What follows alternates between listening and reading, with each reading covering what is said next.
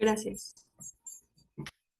Bueno, como habíamos anticipado en la clase anterior, al Amparo 1 les debieron haber dado las nociones generales de la constitucionalidad y las convenciones de los tratados que lleva y que estudia el amparo indirecto.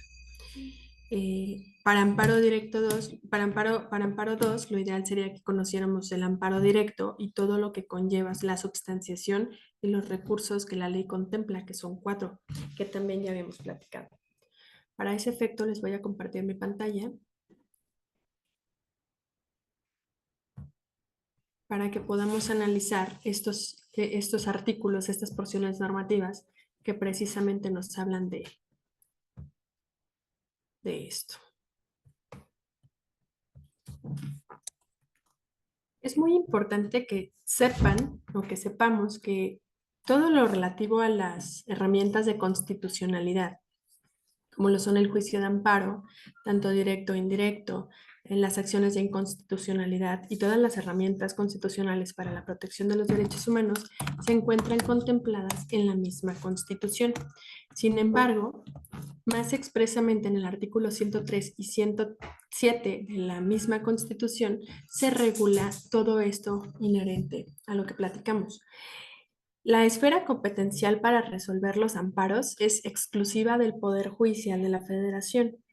Como ustedes ya lo deben de saber, los juzgados de distrito son los especializados en resolver amparos indirectos y algunos de los recursos que derivan de estos, y los tribunales colegiados de circuito son los especializados en resolver el amparo directo. Pero bueno, ¿cuál es la principal diferencia entre estos amparos?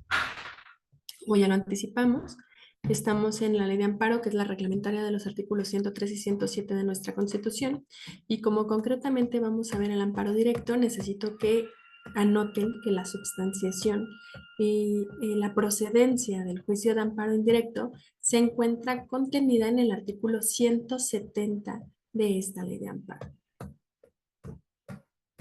Nada más para ¿Cómo dice, ministra? el artículo 170 de la ley de amparo es en el que se encuentran contenidas las porciones normativas relativas al amparo directo.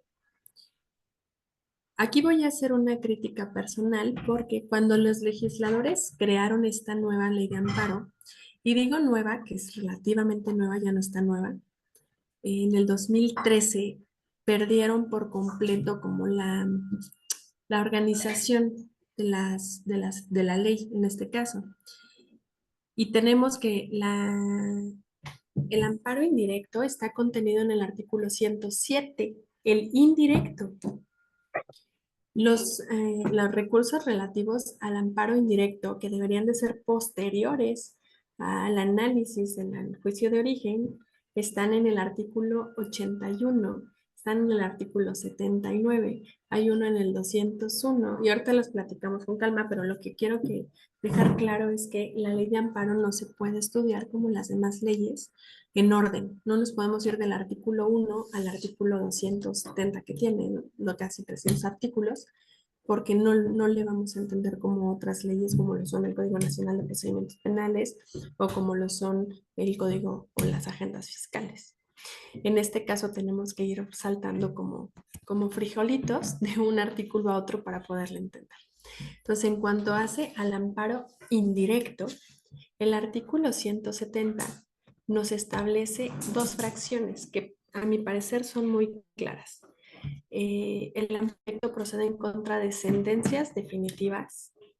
Anteriormente, en el proceso laboral, antes de la reforma de 2017, pues manejábamos los laudos, que ahora son sentencias, y las resoluciones que pongan fin a un juicio, dictadas por tribunales judiciales, administrativos, agrarios o del trabajo, ya sea que la violación se cometa en ellos o que cometida durante el procedimiento afecte las defensas del quejoso trascendiendo al resultado del fallo. Se entenderá por sentencias definitivas, laudos los que decidan el juicio en lo principal, por resoluciones que pongan fin al juicio, las que sin decidirlo en lo principal lo den por concluido. En materia penal, Las sentencias condenatorias, absolutorias y de sobreseimiento podrán ser impugnadas por la víctima u ofendido del delito. Y se van a dar cuenta que en este párrafo tenemos una reforma de 2016 que no es tan anterior, que no es tan vieja, pero sí fue posterior a la reforma constitucional de 2013, porque aquí al legislador se le pasó un pequeño detalle. El amparo, en general, protege derechos humanos. Y en este párrafo nada más nos habían puesto que podía ser impugnada por el ofendido. Y bueno, ustedes que estoy segura que, pues, que les interesa en la materia penal, por lo que platicamos en la primera clase de muchas de sus profesiones, pues nos podemos dar cuenta que la víctima hasta no hace mucho formaba parte de un sector sumamente vulnerado por las leyes. La víctima estaba completamente desprotegida en esta desproporción de protección a los derechos. Evidentemente, pues las leyes protegen mucho al imputado, pero pues sí, la víctima sí había quedado sin esta defensa. Entonces, por eso se tuvo que hacer esta precisión, porque en 2013, de 2013 a 2016, habían sentencias que se dictaban condenatorias y que la víctima se venía al amparo porque la reparación del daño no era suficiente. Y lo que le decía el juez de distrito, porque no existe esta porción, era pues tú no estás legitimado. O sea, en realidad ya conseguiste una sentencia condenatoria, ¿qué más quieres? No hay forma de que se pueda afectar más al imputado, entonces no tienes cabida en el juicio de amparo. Y era muy complicado poder hacer valer derechos, menos siendo víctima de un delito. Y dice también el otro párrafo, para la procedencia del juicio deben agotarse previamente recursos ordinarios que se establezcan en la ley de la materia, por virtud de los cuales aquellas sentencias definitivas o laudos y resoluciones puedan ser modificados o revocados, salvo el caso en que la ley lo permita. Cuando dentro del juicio surjan cuestiones sobre constitucionalidad de normas generales que sean de reparación posible por no afectar derechos sustantivos al constituir violaciones procesales relevantes, solo podrán hacerse valer en el amparo directo que proceda contra la resolución definitiva. Para los efectos de esta ley, el juicio se inicia con la presentación de la demanda. En materia penal, el proceso comienza con la audiencia inicial ante el juez de control. Puede sonar muy confuso. La ley de amparo es muy técnica en muchas cuestiones, derechos sustantivos, eh, vienen muchos tecnicismos que a veces confunden o que el legislador más bien no supo, no logró plasmar para mostrar lo que quería decir. Pero voy a compartirles una hojita de Excel, porque para poder entender el amparo como la herramienta constitucional, necesitamos conocer los principios. Levanten la manita, por favor, quien ya tiene al menos una noción básica de los principios en el juicio de amparo. Levántenme la manita virtual, no hay necesidad de que abramos el micrófono. ¿Mi compadre? No, ok. Entonces necesitamos analizar los principios constitucionales y los principios que evidentemente de ahí derivó la reforma de amparo para poder entender cómo funciona esta herramienta. ¿Por qué son importantes estos principios? Porque, bueno, de aquí viene la procedencia, de aquí viene la substanciación. Es una serie de 5 reglitas que para el efecto sirven como abogados o cuando rindan su informe justificado, sus informes previos, saber cómo hacerlo. El juicio de amparo tiene ciertas modalidades que son más prácticas que otras materias precisamente por la naturaleza sumaria de esta herramienta. Entonces, vamos a iniciar a analizar los principios generales del juicio de amparo. Principios generales del juicio de amparo. Es importante que tengamos presente que estos principios generales no hacen una distinción entre amparo directo o amparo indirecto. Estos principios generales son para las dos herramientas. Entonces, uno de los principios que precisamente nos menciona este mismo artículo 170 es en esta parte de aquí, donde dice que deberán agotarse previamente los recursos. Este se llama principio de definitividad. El principio de definitividad es textual, no, el legislador no lo puso aquí. Previo a la presentación de los juicios de amparo,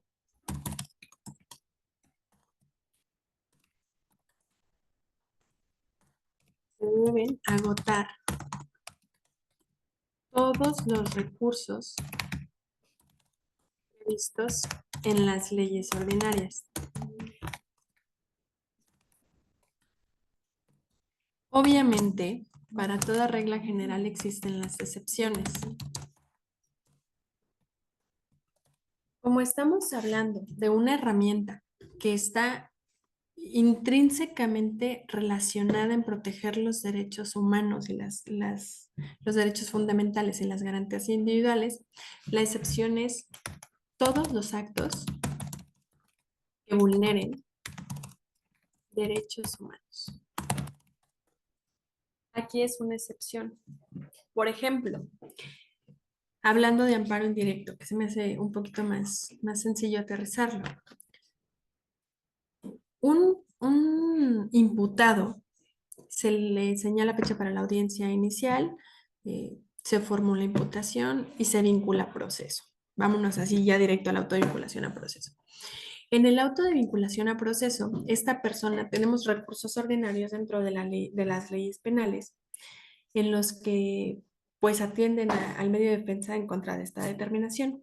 Sin embargo, la Suprema Corte de Justicia de la Nación ya dijo que contra autos de vinculación a proceso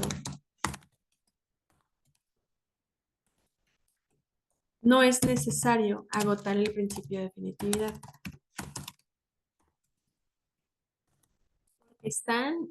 Porque se está vulnerando o se puede vulnerar un derecho humano.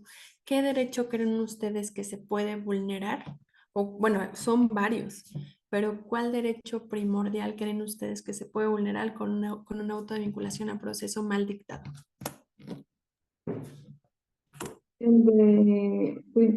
Ay, el que se declare culpa, es inocente, algo así. Ay, se me La fue. presunción de La inocencia. presunción de inocencia. Excelente, Bueno, excelente. perdón.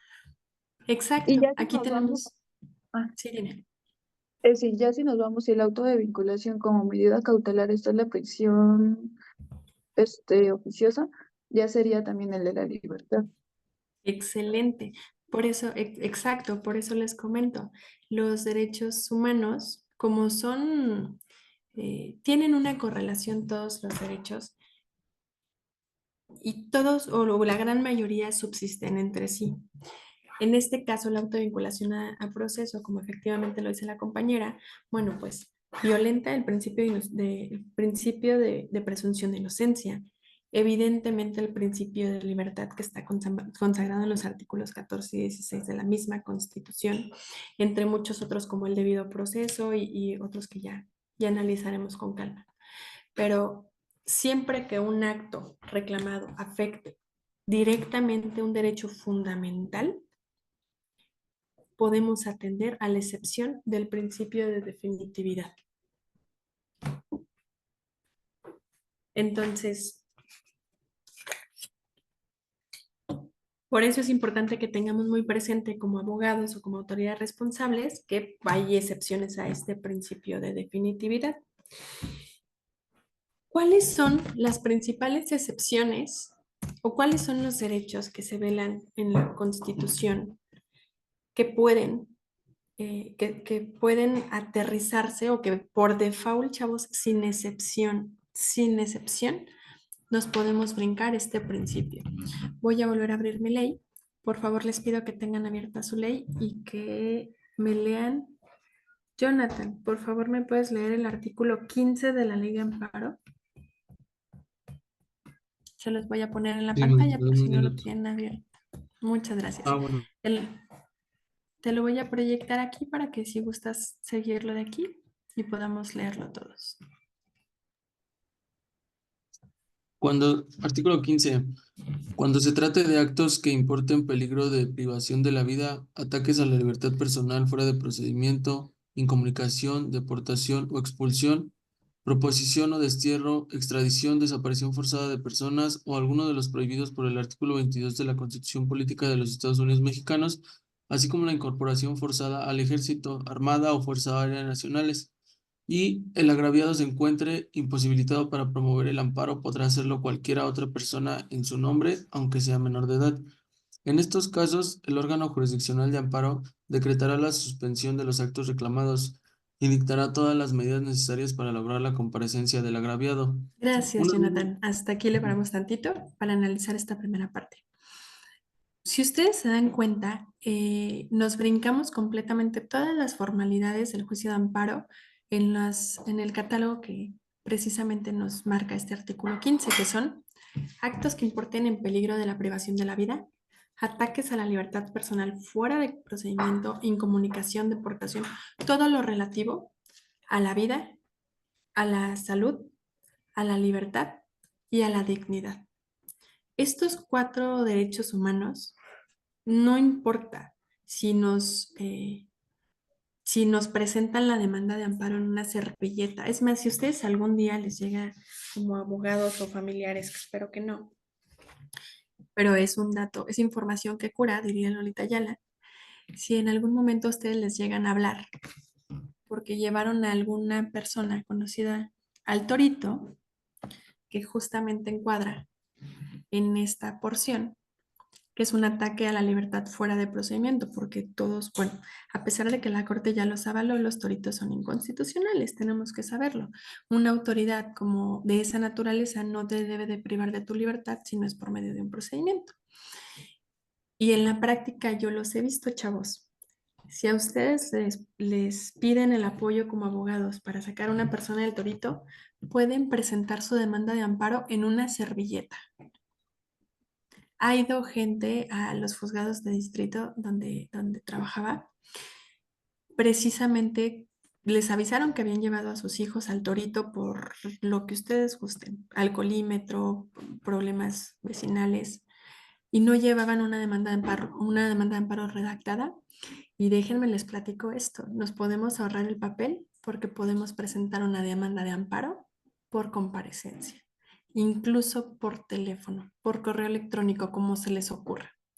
Y aquí mismo, el mismo artículo nos da la pauta. En estos casos, el órgano jurisdiccional decretará la suspensión, que como ya lo debieron haber visto en amparo 1, la suspensión es cuando la autoridad, cuando el juez de distrito dice paren todo, no le toquen un pelo más al quejoso, no ejecutes ningún acto y si ya lo ejecutaste, regrésaselo, que se llama una suspensión con efectos restitutorios. Si todavía no lo ejecutas, deténlo, que se llama una suspensión, valga la redundancia, a mí me parece un poquito redundante el nombre, con efectos suspensivos. Y obviamente en la autoridad responsable, que en este caso pudiera ser el director del centro preventivo de sanciones administrativas de la Ciudad de México, de donde estén, desacata esta orden judicial, pues sabemos que incurre en un delito que le puede costar desde una multa, la inhabilitación del cargo y claro que sí, el artículo 262 de la Ley de Amparo nos da la pauta para meterlo a la cárcel. Entonces, es importante que tengamos presente que pues en contra del torito también nos podemos amparar y que son amparos un tanto comunes los viernes en la noche, ya se imaginarán. Entonces, bueno, aquí hablando del principio de definitividad, estas son las excepciones. El artículo 22, digo, el artículo 15 de la Ley de Amparo. Asimismo, tenemos todavía otra protección constitucional.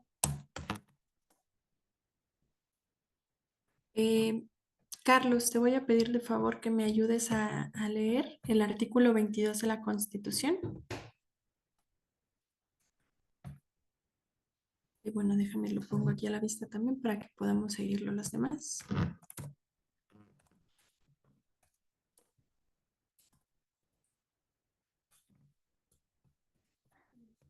Más rápido así.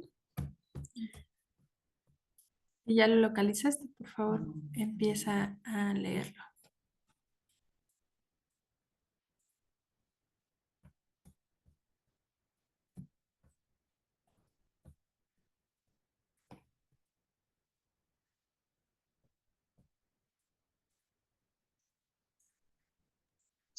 El artículo 22, maestra. Sí, por favor, Iris. Ahorita yo lo leo. Gracias.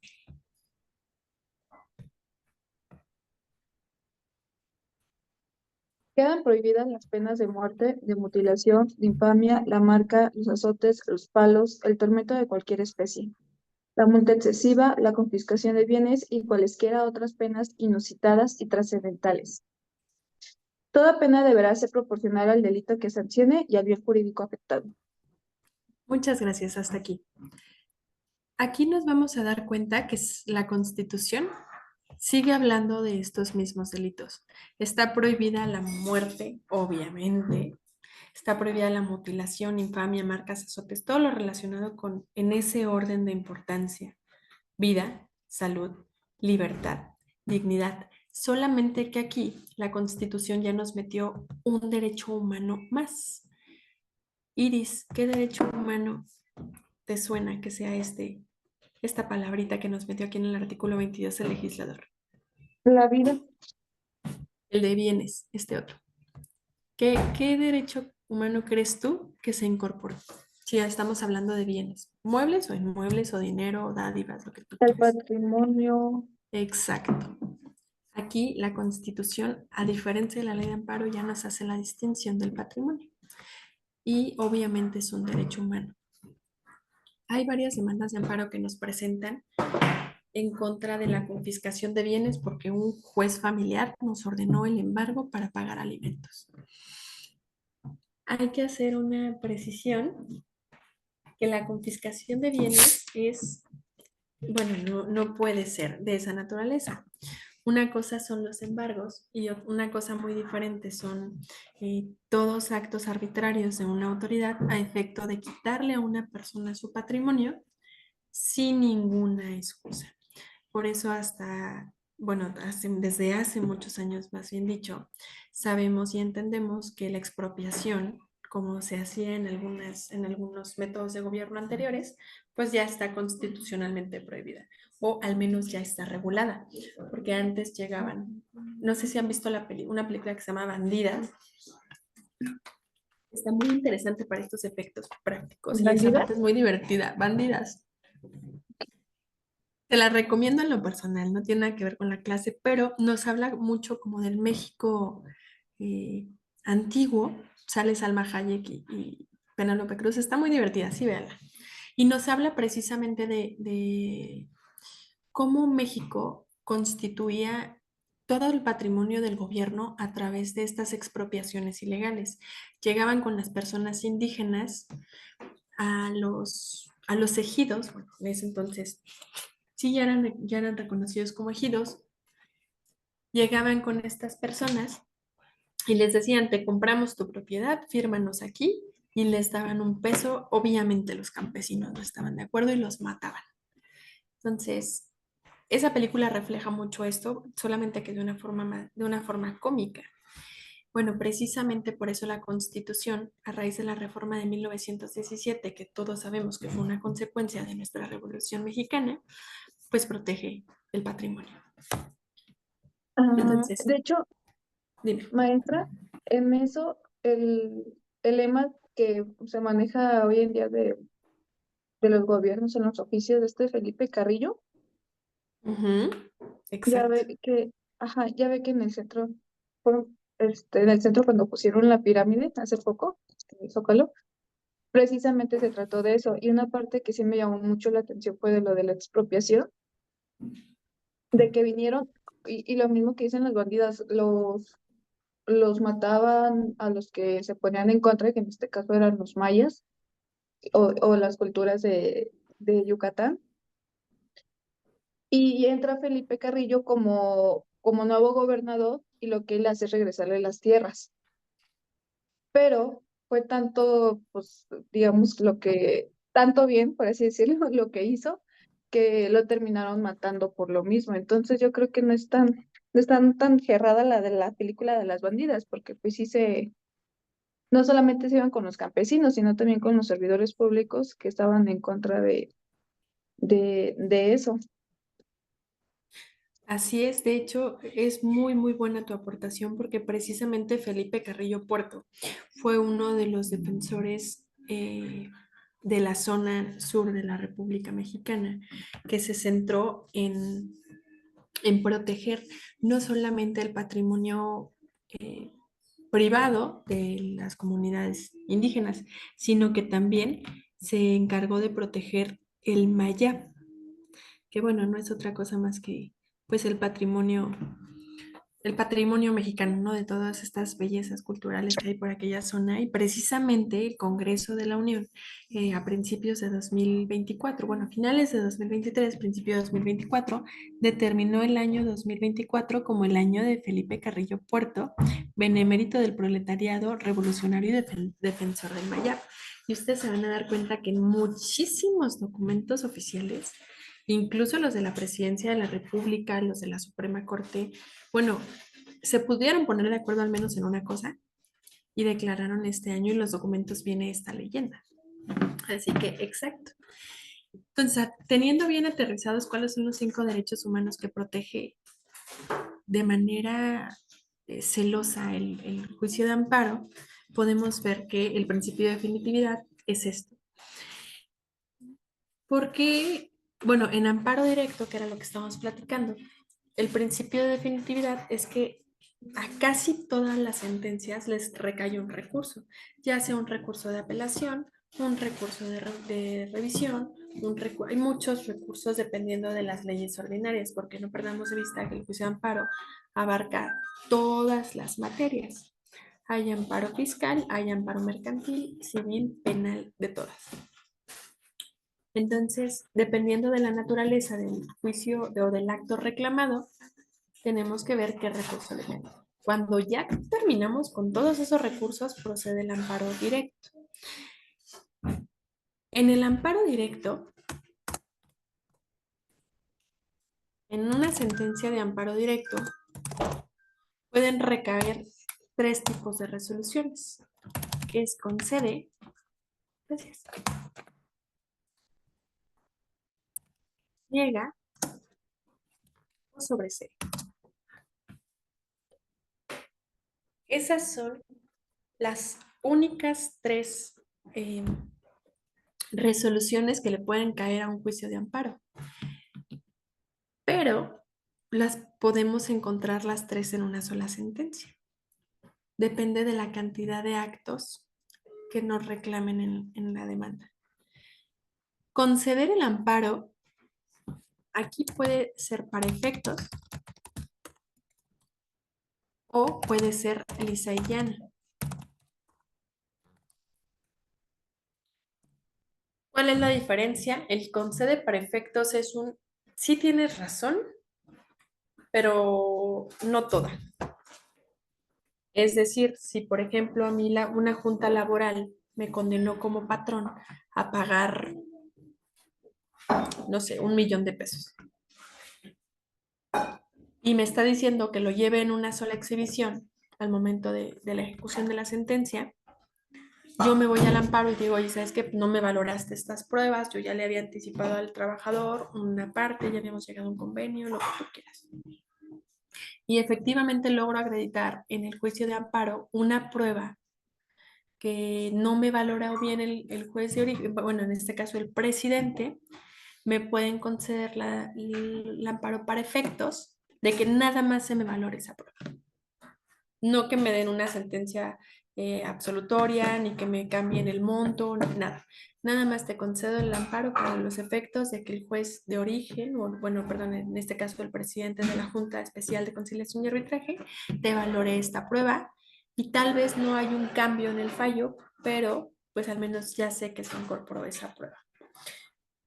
La sentencia que se concede para efectos lisos y llanos es una autoridad. Si te estás pasando de lanza, regrésale al quejoso todo restitúyele su derecho por completo. Es decir, en amparo directo se puede conceder una sentencia lisa y llana para efecto de que de aquí en adelante, junta de conciliación, vuelvas a hacer todo el procedimiento, hagas una reposición de autos, se le llama, y vuelvas a empezar el proceso desde el inicio y dejes de hacer las cochinadas que hiciste anteriormente. Entonces ahí le das la oportunidad a la parte de que se vuelva a valorar o que se vuelva a iniciar todo el proceso. La negativa es así, se niega el amparo, no hay efectos. Aquí obviamente, si se niega, se niega. Si se concede, se puede conceder condicionado, se puede conceder completa. Si se niega, se niega. Y el sobreseimiento en materia de amparo que podemos encontrar en el artículo del artículo 61 al artículo 64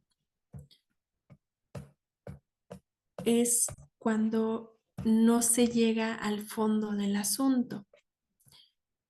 Para esto es importante, yo me acuerdo que mi maestro de amparo, un magistrado de circuito, que fue muy buen maestro cuando estaba en la licenciatura, nos enseñó esta figura partiendo desde su etimología. ¿Qué significa sobreseer? El verbo sobreseer es sentarse sobre algo. Cuando un juez sobresee en el juicio, significa metafóricamente que se está sentando sobre él, es decir, que no lo va a estudiar.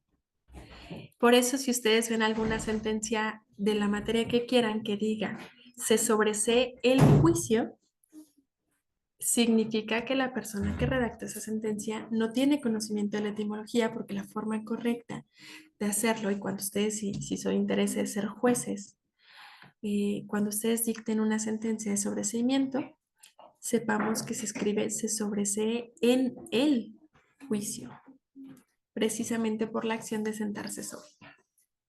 Entonces, el sobreseimiento significa que el juez no va a entrar al estudio porque no hay porque hay una razón que se lo impide. Por ejemplo, la causa más común del sobreseimiento es que durante la substanciación, obviamente ya admitida la demanda de amparo, durante toda la substanciación, el juez se da cuenta que al secretario que admitió o al oficial que admitió esa demanda se le pasó una causal de improcedencia. Entonces, obviamente no podemos analizar una sentencia, no podemos dictar una sentencia de algo que sabemos que es improcedente. Por eso se sobresee en el juicio de amparo. Se puede sobreseer antes de la sentencia, que se le llama sobreseimiento fuera de audiencia, o se puede sobreseer en la sentencia, que se llama sobreseimiento en audiencia. Entonces, bueno, para no aburrirlos mucho con este tema que me imagino que ya vieron, nada más es un mero vistazo para que veamos el principio de definitividad. Entonces, ya sabemos que son estas tres, las sentencias, las resoluciones que le pueden caer a un juicio de amparo. Otro de los principios generales del juicio de amparo, se los voy a poner aquí en negrita, se llama principio de instancia de parte agraviada. Se los escribo porque suena rimbombante, pero la verdad es que es mucho más sencillo de lo que parece. Es el principio de instancia de parte o instancia de parte agraviada. Este principio de instancia de parte agraviada nos habla que el juicio de amparo, a ver, aquí voy a hacer una corrección para seguir con el mismo formatito. Este principio de instancia de parte agraviada nos dice de una forma rimbombante que el juicio de amparo únicamente abarca sus efectos al peticionario del amparo.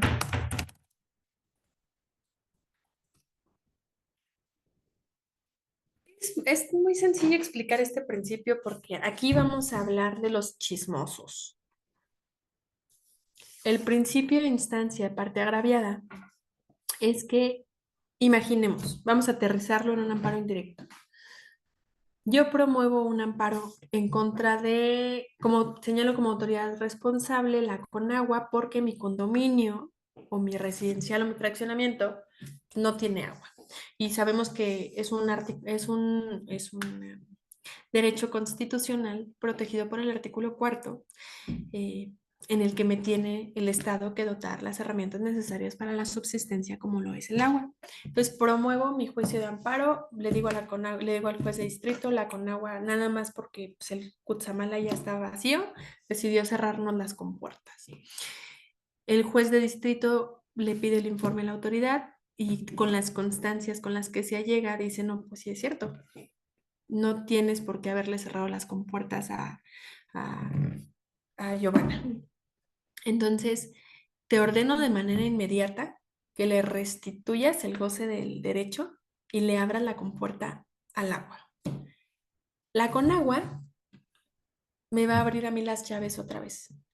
O bueno, lo que hacen generalmente es que dicen, bueno, pues sabes que no hay agua en el Cutzamala, no hay forma de que yo le abra las compuertas, pero le voy a dar 1,000 litros de agua cada 2 días.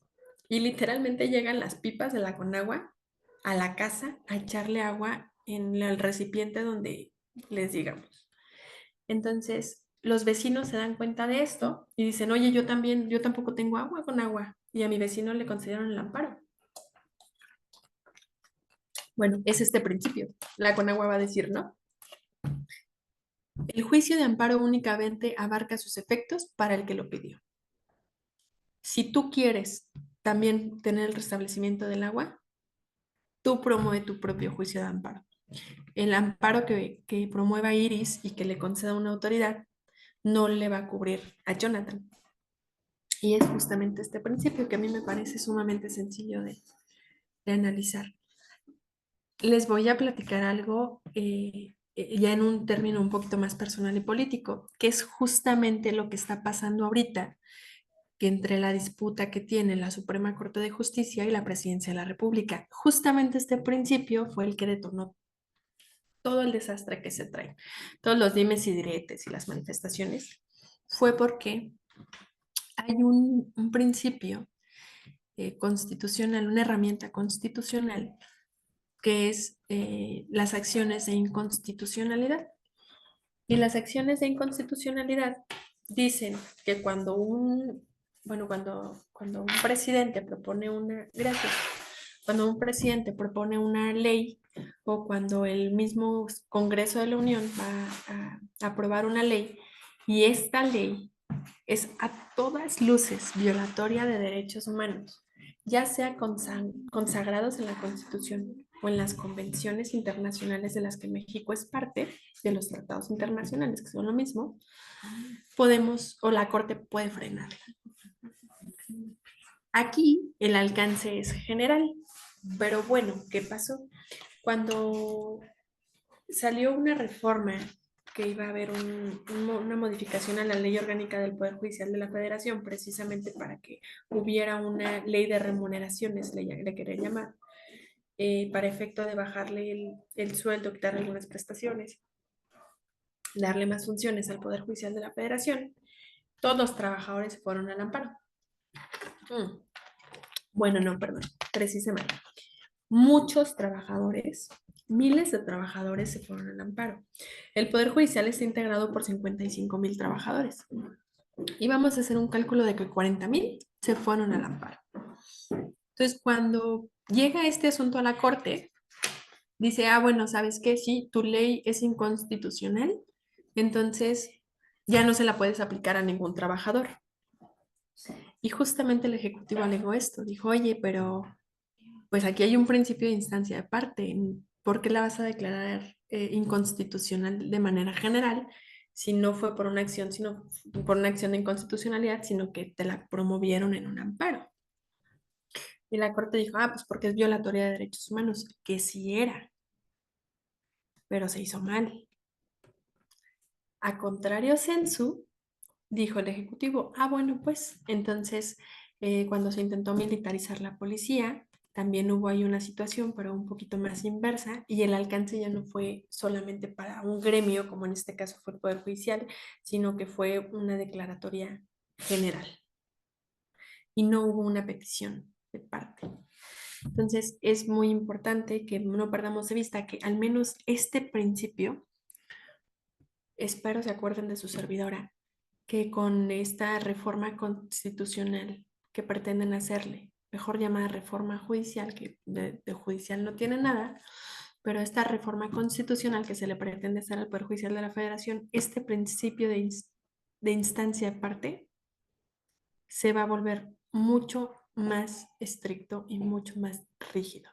O vámonos al otro extremo, va a desaparecer, pero definitivamente este principio va a tener una consecuencia muy, muy evidente con esta presentación que pretenden hacer de esta reforma constitucional. Bueno, entonces, volviendo al punto, llevamos dos principios del derecho relativos a los juicios de amparo. ¿Hasta aquí tienen alguna duda?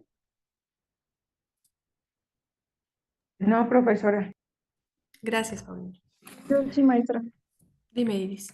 Del principio uno comentó que eran 5 derechos humanos, pero Ajá. la verdad es que nomás tengo en mente que era el derecho de patrimonio Ujú. y qué otros principios eran, maestra. Claro que sí, mira, los derechos más. Sí, sí voy a decir la palabra importantes, porque eso es. Los derechos más importantes que protege el juicio de amparo son, en ese orden de importancia, la vida, la salud, la libertad, la dignidad y constitucionalmente el patrimonio. Gracias, maestra. Con gusto, gracias a ti. Entonces, bueno, vamos con el tercer principio. No sé ustedes, pero este principio de instancia aparte me parece muy sencilla, que de hecho obviamente este principio atiende a muchísimas materias. Igual en un juicio mercantil, el juez va a dictar una sentencia solamente para la persona que se los pidió. Entonces, vamos con otro de los principios rectores, que es la relatividad de la sentencia.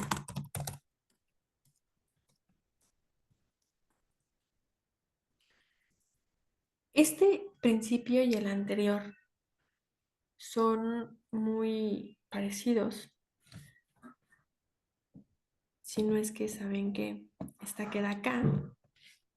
El principio de la relatividad de la sentencia es justamente esto que platicamos. La sentencia solamente abarca los alcances al peticionario de amparo y el principio de instancia de parte agraviada, que era lo que les platicaba hace un momento, es de los chismosos. Gracias. Es de los chismosos, disculpen. El principio de instancia de parte agraviada, que aquí se me confundieron, les ofrezco una enorme disculpa. Nada más cambien. El de relatividad de la sentencia es que la sentencia es lo que les conté. Y el principio de instancia de parte agraviada es que yo puedo ver cómo sucede un acto, o bueno, vamos a aterrizarlo en concreto. Imaginemos que Iris y yo estamos en mi casa tomándonos un cafecito. En eso llega un ejecutor de un juzgado mercantil a embargarme mi casa por una deuda, por una tercería eh, extraña a juicio, por equiparación, por lo que ustedes quieran. Iris se levanta y va y promueve una demanda de amparo, pero la propietaria del bien soy yo. Entonces el juez, Iris, imaginemos, porque me quiere mucho. Entonces el juez va a decir, bueno, sí, pero tú no tienes esta legitimidad. A ti no te está agraviando el acto. Si la casa o la propiedad es de Giovanna, es Giovanna la que tiene que venir al amparo. Y pasa muy seguido, chavos, ¿eh? ¿Saben? Esto lo veo en la práctica porque obviamente hay hay mucho cariño detrás de esto que les voy a platicar, pero me ha tocado que hermanas o hermanos o primos presentan una demanda de amparo porque a su familiar le van a quitar la casa o le van a embargar el carro o incluso hasta porque lo van a detener. Porque escuchó en la esquina a los cholos platicando que escucharon que iba un chota y dijo que lo iban a detener. Entonces, si no estás legitimado para promover el juicio de amparo, evidentemente, pues no es procedente. Estos principios atienden a la procedencia del juicio de amparo. Entonces, al menos estos primeros dos. Los chismosos no tienen cabida en esta materia, excepto en uno de los supuestos bueno, en uno de los catálogos que espero que nos lo tatuemos y lo tengamos bien presente porque de verdad es uno de los artículos más importantes, no solo de la ley de amparo, sino de toda la legislación mexicana. Y aquí es muy importante que veamos. eh, Les voy a pedir por favor que abran su ley de amparo en el artículo 15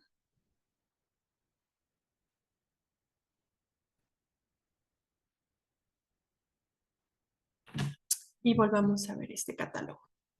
En contra de actos que importen en peligro la privación de la vida, libertad personal, incomunicación, bueno, que no se traduce en otra cosa más que dignidad humana, libertad, vida y salud, vamos a poder promover el juicio de amparo.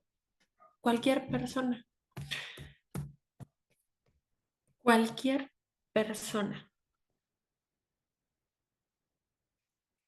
Si yo veo que no sé, al borrachito de la esquina se lo están llevando detenido por estar obviamente ingiriendo bebidas alcohólicas, ahí sí puedo entrar de chismosa y promover un juicio de amparo, aunque ni siquiera me sepa su nombre, chavos.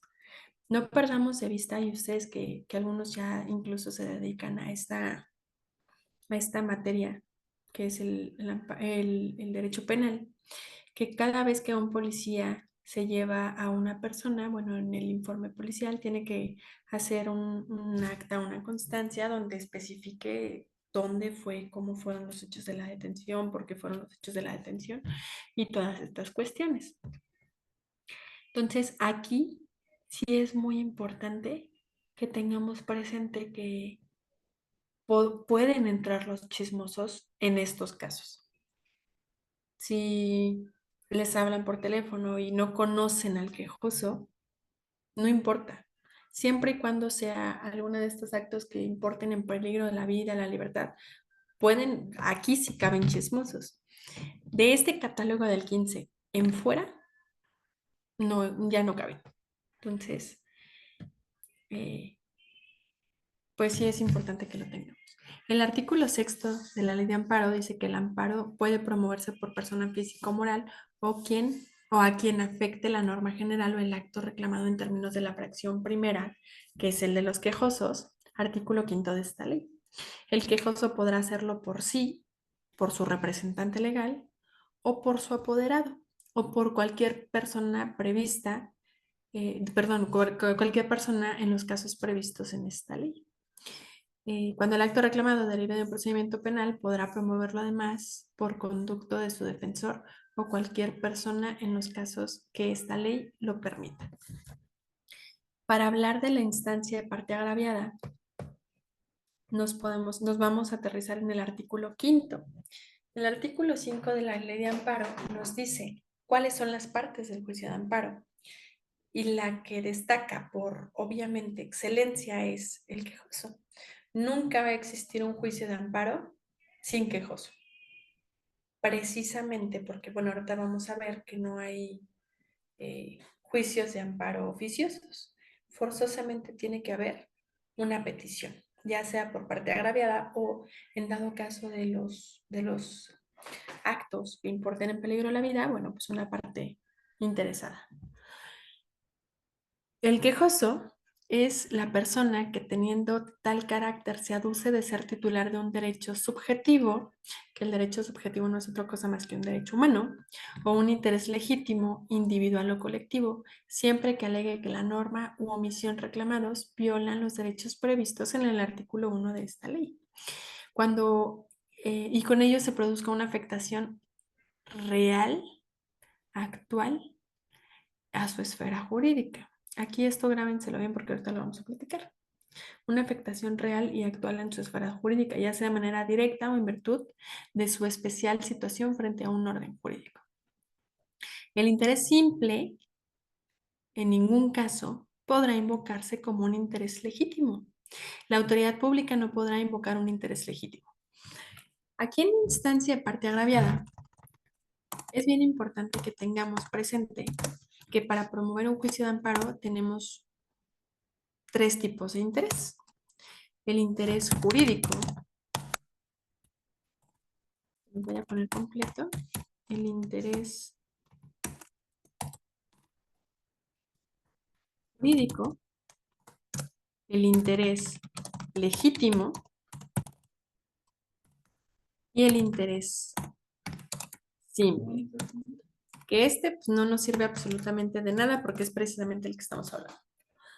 Para que nosotros podamos tener una legitimidad como parte agraviada, necesitamos tener uno de estos dos. El interés jurídico es la titularidad que yo tengo de un derecho por ley o por contrato. Es decir, si yo tengo una casa y tengo obviamente las escrituras de esa casa a mi nombre, aquí yo ya tengo un interés jurídico, porque hay legalmente, ya hay algo que me dé la facultad de pelear esta casa, por ejemplo, en un título de vehículo igual. O incluso este interés jurídico puede venir de la ley. Imaginemos a un administrador, al administrador de un condominio, que obviamente hubo un acta de asamblea que se registró aquí en la Ciudad de México, en la PROSOC, y que ya está convalidada. Ese administrador puede tomar decisiones, puede promover el juicio de amparo a nombre de todo el condominio completo, porque ya hay una representación legal y eso lo atribuye de interés jurídico.